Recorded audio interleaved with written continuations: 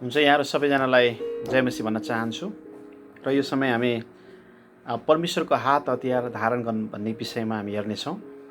यो वचन तपाईँ हामीले सुनेको पनि हुनसक्छौँ, तैपनि नयाँ प्रकाश पवित्र आत्माले हाम्रो बिचमा गर्नुभएको होस्। एफिसी 6 अध्यायको अनि 10 देखि तल म पढ्न चाहन्छु। 10 पदमा, अब अन्त्यमा प्रभुमा र उहाँको शक्तिको सामर्थ्यमा बलवान हौ। दियाबलस भनेको शैतानको युक्तिहरूका विरुद्धमा खडा हुन सक्नलाई परमेश्वरको सारा हात हतियार धारण गर। दुईवटा कुरो चाहिँ परमेश्वरको वचनले गर्नको निम्ति हामीलाई भन्दछ। नम्बर 1 चाहिँ अब अन्त्यमा, यो आखिरी दिनहरूमा, यो समयहरूमा प्रभुमा र उहाँको शक्तिको सामर्थ्यमा बलवान हो। परमेश्वरको शक्तिमा हामी सुसज्जित हुनुपर्ने आवश्यक छ।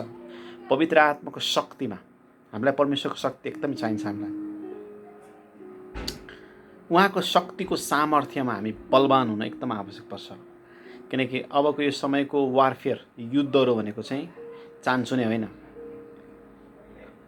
एकदम खतरनाक किसिमले शैतानले आक्रमणहरू गरिरहेको छ। दुष्ट शैतानले विभिन्न प्रकारले मानिसहरूको जीवनमा, विशेष इसाईहरूको जीवनमा आक्रमण गरिरहेको छ। म यहाँलाई भनिहालौँ, यी दिनहरूमा हामीले आत्मिक युद्धको निम्ति हामी तयारी हुनुपर्छ। तपाईँ र म आत्मिक युद्धको अनुभव गरिरहेको छौँ भने, अथवा आत्मिक द्वन्द्वको अनुभूति गरिरहेको छौँ भने हामीलाई आत्मिकी हात हतियार अथवा परमेश्वरको हात हतियार आवश्यक पर्दछ। तपाईँ र म प्रार्थना गर्नलाई द्वन्द्व चाहेर पनि गर्न सकेको छैनौँ भने, पापमा सङ्घर्ष गरिरहेको छौँ भने, साथसाथै अन्य आफ्नो भित्री रिसहरूसँग, भित्री लतहरूसँग हामी युद्ध गर्दैछौँ भने, अथवा सकेको छैनौँ, हारिसकेको छौँ भने,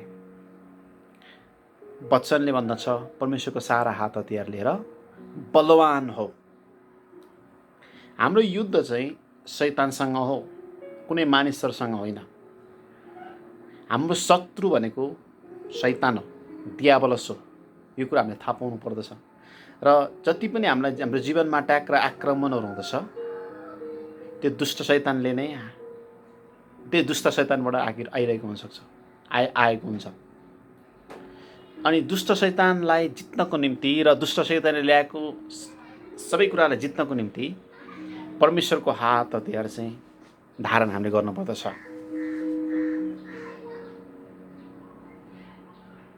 अनि वचनले चाहिँ भन्दछ उहाँको शक्तिको सामर्थ्यमा बलवान हो। परमेश्वरको शक्तिको सामर्थ्यमा बलवान हो। दियाबलसका युक्तिहरूको विरुद्धमा खडा हुन सक्नलाई परमेश्वरको सारा हात हतियार धारण गर। जब हामी दुईवटा कुरा गर्दछौँ, जब हामी प्रभुको शक्तिमा, पवित्र आत्माको शक्ति, उहाँको शक्ति भनेको चाहिँ सुपर नेचुरल छ। हामीलाई परमेश्वरको शक्ति चाहिन्छ। पवित्र आत्माद्वारा हामीलाई उहाँले दिनुहुन्छ। प्रतिज्ञा गर्नुभएको छ प्रेरित 1:8मा, जब पवित्र आत्मा तिमीहरूमा आउनु भएपछि तिमीहरूले शक्ति पाउनेछौ। पवित्र आत्मा सहित उहाँको शक्ति हामीमा आउँदछ। अनि त्यो पवित्र आत्माको शक्ति, परमेश्वरको शक्ति भनेको चाहिँ डरमाथि विजय गर्ने, शैतानमाथि विजय गर्ने, संसारको सबै आकर्षणका कुराहरूबाट विजय गर्ने त्यो शक्ति हो। तपाईँ र म साहसित हुनुपर्छ उहाँको शक्तिमा। तपाईँ र म सिंह जस्तै साहसी हुनुपर्छ। अनि दुष्ट शैतानलाई हकार्न सक्नुपर्दछ। तपाईँ र मैले आत्मिकी द्वन्द्वहरूको अनुभूति गरिरहेको छौँ भने, तपाईँ र मलाई विभिन्न किसिमले दुष्ट शैतानले आक्रमणहरू गरिरहेको छ भने, राति निद्रा लाग्दैन, डर लाग्छ, शङ्का आउँछ, म मर्छु कि भन्ने विचारहरू आउँछ, मृत्युको आत्माहरू आउँछ भने, रोग बिमारको अट्याक भइरहेको छ भने, यस्ता खालको अट्याकहरू आक्रमण हाम्रो जीवनमा छ भने परमेश्वरको शक्तिको सामर्थ्यमा चाहिँ नम्बर 1 हामी तयारी हुनुपर्छ। अनि बल्ल हामीले दियाबलसको विरोध गर्यो भने, शैतानलाई हकार्यो भने हामीबाट जीवनबाट जान्छ। अनि त्यसको लागि पहिलो चाहिँ परमेश्वरको शक्ति, परमेश्वरको शक्तिको सामर्थ्यमा हामी बलवान चाहिँ हुनुपर्दछ। हामी परमेश्वरको छोराछोरीहरू, हाम्रो अधिकार छ शक्ति प्राप्त गर्ने। कतिपल्ट हामीलाई हाम्रो पापहरूले, गल्तीहरूले गर्दाखेरि पनि उहाँको शक्ति हामीले प्राप्त गर्न सकेका हुँदैनौँ। अपवित्रताको कामहरूमा सहभागी भएका छौँ भने उहाँको शक्तिको अनुभव गर्दैनौँ। त्यसकारण हामी पश्चाताप गर्नुपर्दछ, परमेश्वरमा समर्पित जीवन जिउनु पर्दछ। बाइबलले भन्दछ आफैलाई परमेश्वरको अधीनमा राख। पत्रुसको पुस्तकमा उहाँको शक्तिशाली बाहुली मुनि आफूलाई विनम्र तुलाऊ। हामी उहाँको उपस्थितिको अधीनमा अथवा उहाँको छत्र छाया मुनि, शक्तिशाली बाहुली मुनि, परमेश्वरको अधीनमा नम्रतापूर्वक हामी जानुपर्दछ।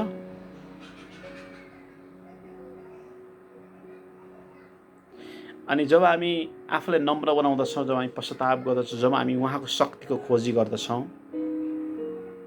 अनि हामी बलवान हुन्छौँ, आत्मिक रूपमा बलवान हुन्छ, स्पिरिचुअल रूपमा, आत्मिक रूपमा एकदमै बलवान हुन्छौँ। अहिले हामीले शारीरिक कुनै पनि युद्धको कुराकानी गरिरहेको छैनौँ, आत्मिक युद्धको कुराकानी गरिरहेको छौँ। अनि अहिले हामी इसाईहरूले गर्ने युद्ध भनेको चाहिँ संसारिक शारीरिक मानिसहरूलाई मार्ने, हत्या गर्ने युद्ध होइन, आत्मिक युद्ध हो। हाम्रा वरिपरि धेरै दुष्ट शैतानहरूले र अन्य भूत प्रेत, इभिल स्पिरिटहरूको प्रभाव छ, हामीलाई अट्याक गर्न खोज्छ। हाम्रो कमजोरी पाउने साथै त्यसले हामीलाई अट्याक गरेर लडाउन खोज्छ। हामी इसाईहरूमा दुष्ट शैतानले लडाउनको निम्ति अट्याकहरू गरिरहेको हुन्छ। अनि त्यो आत्माहरूलाई जित्नको निम्ति, त्यो आत्माहरूलाई हकार्नको निम्ति, त्यो आत्माहरूसँगको हाम्रो युद्ध हो। त्यसको लागि म यहाँलाई भन्न चाहन्छु, हामी चाहिँ पहिलो हामी बलियो नभइकन शैतानलाई हामीले हकार्न सक्दैनौँ, जित्न सक्दैनौँ। शैतानलाई हामीले जित्न सक्दैनौँ प्रभुमा बलियो नभएसम्म। हामी चाहिँ प्रभुमा बलियो चाहिँ हुनुपर्छ।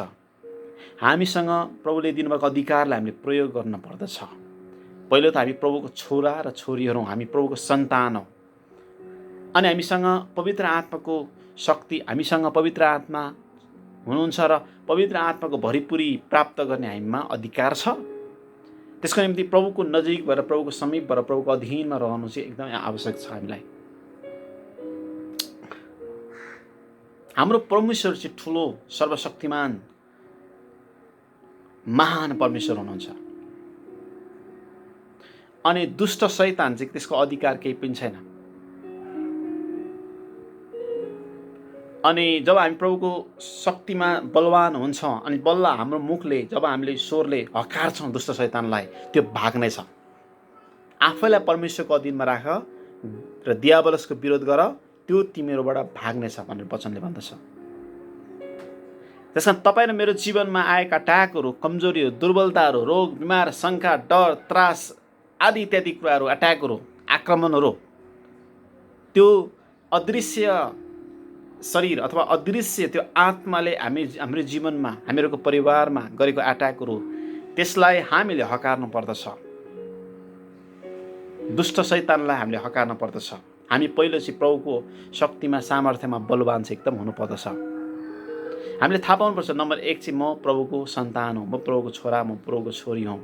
हाम्रो त्यो परिचयलाई जान्नुपर्दछ। दोस्रो चाहिँ कल्वरी क्रुसमा शैतान दुष्टलाई जितिसक्नु भएको छ येशू प्रभुले। त्यो विजयी क्रुसमा प्रभुले गर्नुभएको त्यो विजयी कुरालाई हामीले विश्वास गर्नुपर्दछ। अनि त्यसपछिबाट प्रभुको शक्तिमा पवित्र आत्माको भरिपुरीमा हामी भइसकेपछि दुष्ट शैतानको आक्रमणहरूलाई यीशुको नाम हामीले हकार्न सक्नु पर्दछ। अनि हामीले हकार्न सक्छौँ, हामीले बोल्नुपर्छ येशूको नाउँमा। प्रभुले हामीलाई येशूको नाउँ हामीलाई दिनुभएको छ। जब हामी येशूको नाउँमा प्रार्थना गर्छौँ, जब हामी येशूको नाउँमा दुष्ट शैतानलाई हकार्दछौँ, त्यो भाग्छ। त्यसको सबै युक्ति र योजनाहरू विफल हुँदछन्। म यहाँलाई यही भनिरहेको छु, हामीले परमेश्वरको सारा हात हतियारहरू धारण गर्नु एकदम आवश्यक पर्दछ। परमेश्वरको हात हतियार हामीले धारण गऱ्यौँ भने हामी सुरक्षित हुन्छौँ, हामी स्थिर हुन सक्दछौँ। हामीले दुष्ट शैतानले अट्याक पनि गर्यो भने पनि त्यसले हामीलाई केही पनि गर्न त्यसले हामीलाई केही असर पार्दैन, किनभने हामी सुरक्षित हुन्छौँ। प्रभुको सारा हात हतियार लिएर हामी सुरक्षित हुन्छौँ। 13 पदमा यसै कारण परमेश्वरको सारा हात हतियार उठाऊ र यसरी खराब दिनको सामना गर्न सक र सबै काम गरेर खडा हुन सक्ने हौ। हामीलाई थाहा छ समय दिन खराब छ। यो खराब दिनको सामना गर्न सक्नलाई पनि परमेश्वरको हात हतियार धारण गर्नु एकदम आवश्यक पर्दछ। यसकारण आफ्नो कम्मर सत्यले कसेर, नम्बर 1 चाहिँ आफ्नो कम्मर सत्यताले कसेर, सत्यतामा हामी उभिनु पर्दछ। सत्यता, यो झुट भन्ने साथै जब हाम्रो ओठबाट जिब्रोबाट हाम्रो व्यवहारबाट झुट निस्कन्छन्, झुट व्यवहार हुँदछन्, दुष्टले जित्दछ। जब हामी सत्य बोल्छौँ, सत्यतामै हिँड्छौँ, जब हामी सत्यतामै हिँड्छौँ, शैतान हार्दछ, किनकि त्यो झुट हो। जब हामी सत्य बोल्छौँ, सत्य बोलेको पछि दुष्ट शैतानको सबै युक्ति योजना भाग्दछ, हट्दछ। हामी नम्बर 1 चाहिँ हामीमा सत्यता हुनुपर्छ। परमेश्वरको हात हतियार चाहिँ, परमेश्वरको हात हतियारको नम्बर 1 चाहिँ सत्यता हो। दोस्रो, धार्मिकताको छाती पाता लाएर खडा हौ। धार्मिकताको छाती पाता। तपाईँले कल्पना गर्न सक्नुहुन्छ, सैनिक चाहिँ के पहिरेको हुन्छ युद्ध गर्नको निम्ति। त्यसरी नै हाम्रो आत्मिकी युद्ध गर्नको निम्ति पनि आत्मिकी हात हतियार चाहिँ प्रभुले हामीले दिनुभएको छ। नम्बर 1 सत्यता। हामी सत्य व्यक्ति, सत्यनिष्ठ व्यक्ति, सत्यतामा सत्य व्यवहार गर्ने व्यक्ति हुनुपर्छ। दोस्रो चाहिँ धार्मिकताको छाती पाता लगाएर हाम्रो हृदयलाई सुरक्षित, अथवा यो हृदयलाई सुरक्षित गर्ने धार्मिकता हो। हाम्रो हृदयमा धार्मिकता हुनुपर्छ। धार्मिकता, हृदयमा शुद्धता हुनुपर्छ, पवित्रता हुनुपर्छ, विश्वास हुनुपर्दछ। तेस्रो कुरो, खुट्टामा मिलापको सुसमाचारको जुत्ता लाएर तयार हौ। सुसमाचारको बोझ अथवा सुसमाचारको हतियार हामीमा हुनुपर्दछ। सुसमाचार सुनाउने, हाम्रो जीवन मुखबाट व्यवहारबाट सुसमाचार सुनाउने हामी हुनुपर्दछ। अनि तेस्रो चाहिँ विश्वासको ढाल उठाऊ। विश्वासको ढाल उठाऊ। हामीमा विश्वास चाहिन्छ। विश्वास बिना इसाई जीवन चाहिँ बेकामको हुन्छ। इसाई जीवन भन्नु नै विश्वासको जीवन हो, विश्वासको जीवन हो। त्यसका लागि हामीमा विश्वास चाहिँ हुनुपर्दछ। चेलाहरूले एकपल्ट प्रार्थना गरे, प्रभु हाम्रो विश्वासलाई बढाइदिनुहोस्। हामी प्रार्थना गर्नुपर्छ, हाम्रो विश्वासलाई बढाउँदै जानुपर्दछ। विश्वासको ढाल उठाऊ जसबाट तिमीहरू दुष्टका सबै अग्निमाड निभाउन सक्नेछौ। यो विश्वास भएको व्यक्तिलाई दुष्ट शैतानलाई कुनै पनि अट्याक गर्न सक्दैन, लडाउन सक्दैन। विश्वासले दुष्ट शैतानको सबै युक्ति र योजनालाई हामी निभाउन सक्दछौँ। अर्को चाहिँ मुक्तिको टोप लगाऊ। मुक्तिको टोप यहाँ लगाइन्छ। सो हामीले आफ्नो मुक्तिमा बढ्दै जानुपर्छ। मुक्तिलाई बचाइराख्नु पर्दछ। मुक्ति अनन्त जीवन प्राप्त गरिसके तापनि त्यो पूर्णतामा नपुगुन्जेलसम्म अथवा हाम्रो क्रिस्चियन जीवनलाई जोगाइराख्नु पर्दछ। मुक्तिको टोप लगाऊ, विचारलाई पनि प्रोटेक्ट गर्नुपर्छ भन्ने कुरो नै हो। र पवित्र आत्माको तरबारले हो, जो चाहिँ परमेश्वरको वचन हो। परमेश्वरको वचन हो पवित्र आत्माको तरबार। 18 पद, सारा प्रार्थना र निवेदन साथ सब समय पवित्र आत्मामा प्रार्थना गर। यस उद्देश्यले लगनशील र सतर्क भएर सबै सन्तहरूको निम्ति प्रार्थना गरिरहो। यहाँ आत्माको तरबार, पवित्र आत्माको तरबार भनेको चाहिँ परमेश्वरको वचन हामीले पढ्नुपर्छ। परमेश्वरको वचन हामीले पढ्नुपर्छ दैनिक रूपमा। जति हामी परमेश्वरको वचन पढ्छौँ, परमेश्वरको वचनले हामीलाई शुद्धिकरण गर्छ, पवित्रकरण गर्छ, चोख्याउँछ। परमेश्वरको वचनले हाम्रो विश्वास बढाउँदछ। त्यस कारण हामीले परमेश्वरको वचन एकदमै पढ्नुपर्छ। अन्तिममा 18 पद अनुसार सारा प्रार्थना र निवेदन साथ सब समय पवित्र आत्मामा प्रार्थना गर। पवित्र आत्मामा प्रार्थना गर्नु एकदमै महत्त्वपूर्ण छ। लगनशील र सतर्क भएर सन्तहरूको विश्वासहरूको निम्ति प्रार्थना गरिरहो भनेको छ। सब समय पवित्र आत्मामा प्रार्थना गर। हामीले यी कुराहरू हाम्रो जीवनमा हामीले गऱ्यौँ भने, यी हात हतियार हामीले धारण गऱ्यौँ भने, आत्मिक हात हतियारहरू के हुन् त? सत्यतामा हिँड्नु पर्यो, सत्य बोल्नु पर्यो, हाम्रो हृदयमा धार्मिकता हुनु पर्यो, धार्मिकताको छातीपाता। हामी राइचियस अथवा धार्मिकताको काम हो, धार्मिक हुनु पर्यो।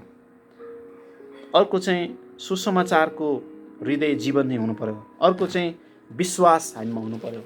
अर्को चाहिँ हाम्रो विचारलाई मुक्तिको टोप लगाउनु पर्यो, मुक्तिलाई पछाइरहनु पर्यो। अर्को चाहिँ पवित्र आत्माको तरबार हामीले लिइरहनु पर्यो, त्यो चाहिँ परमेश्वरको वचन। परमेश्वरको वचन हर समय हाम्रो साथ भइरहनुपर्छ। र अन्तिममा चाहिँ प्रार्थनाको जीवन, प्रेयर लाइफ। यी कुराहरू हामीमा भयो भने हामी जुनसुकै आक्रमणबाट पनि हामी सुरक्षित हुन सक्छौँ र हामी आखिरी दिनहरूमा सुरक्षित हुन सक्दछौँ। म यहाँलाई यो भन्न चाहन्छु, दुईवटा कुरा मैले विशेष गरी यहाँ जोड दिँदैछु। नम्बर 1 चाहिँ परमेश्वरको सामर्थ्य शक्तिमा चाहिँ बलवान हौ, हामी बलवान हुनुपर्दछ। दोस्रो चाहिँ परमेश्वरको सारा हात हतियार चाहिँ हामीले धारण गर्नुपर्दछ। परमेश्वरले यी वचन पढाइमा हामी सबैलाई आशिष दिनुभएको होस्। यहाँ सबैलाई जय मसीह।